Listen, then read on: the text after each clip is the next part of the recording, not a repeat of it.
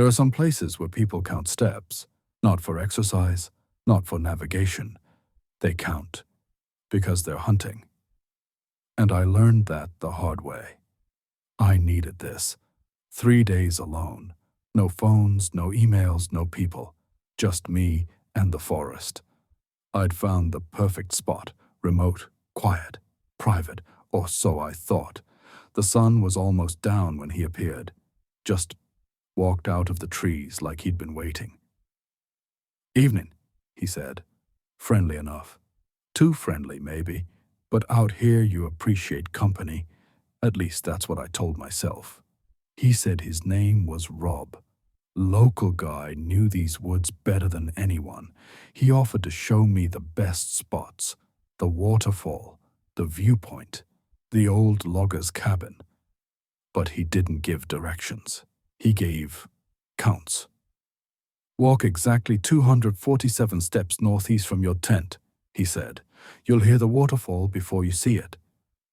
The precision felt weird, but I figured he was just particular. He kept talking, kept counting. 56 steps north for the best view, 89 steps west to avoid the ravine, 134 steps, exactly 134, to the stream. It wasn't a suggestion, it was a ritual. And then I noticed he wasn't looking at me, he was looking past me, counting trees, counting shadows, counting steps I hadn't even taken yet. I excused myself, needed to, relieve myself.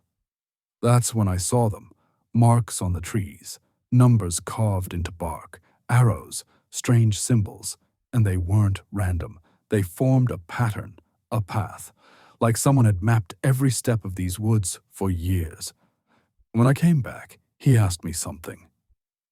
"How many steps did you take?" Not, "Where did you go?" or "Everything okay?" He wanted to know the exact number, and when I couldn't answer, his smile faded.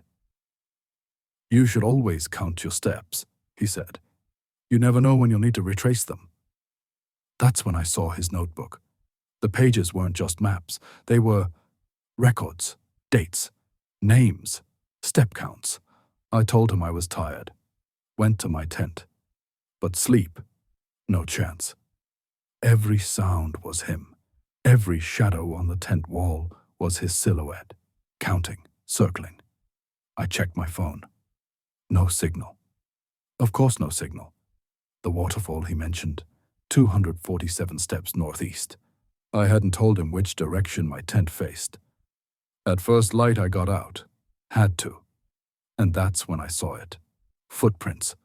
A perfect circle around my tent, the same distance apart. He'd walked around me all night, counting.